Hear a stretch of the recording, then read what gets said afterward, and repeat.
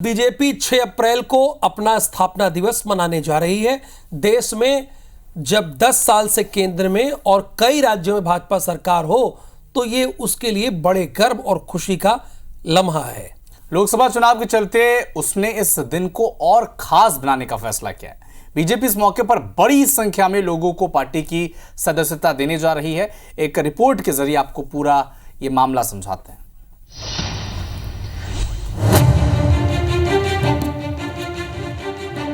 Mission 29 को सफल बनाने के लिए बीजेपी एक तरफ जहां बूथ स्तर पर धुआंधार प्रचार कर रही है तो वहीं बूथों पर कांग्रेस को कमजोर भी कर रही है।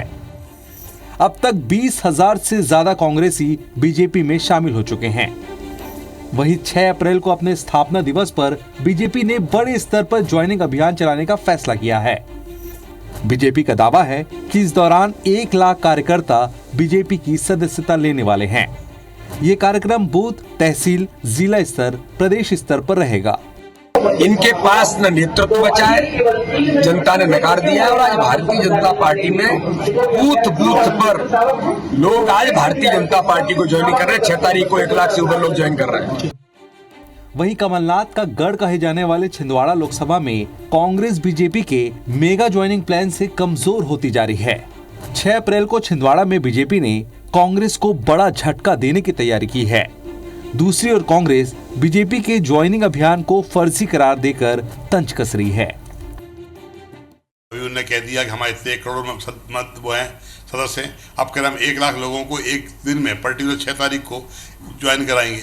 अरे 1 लाख लोगों की संख्या के आगे समझ सकते हैं क्या होता है 1 लाख? ये सिर्फ लोगों को गुमराह करने की स्थिति है।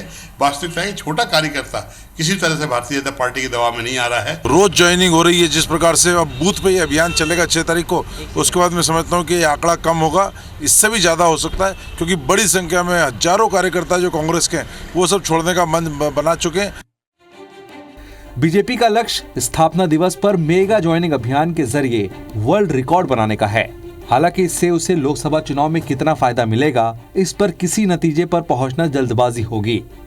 दूसरी ओर बड़ा सवाल ये भी है कि आए दिन कांग्रेसी अगर बीजेपी में शामिल होते जाएंगे तो बीजेपी के मूल नेता और कार्यकर्ता का क्या होगा? वहीं कांग्रेसियों को बीजेपी में कहां और कैसे एडजस्ट किया जाएगा, ये बड़ा सवाल है।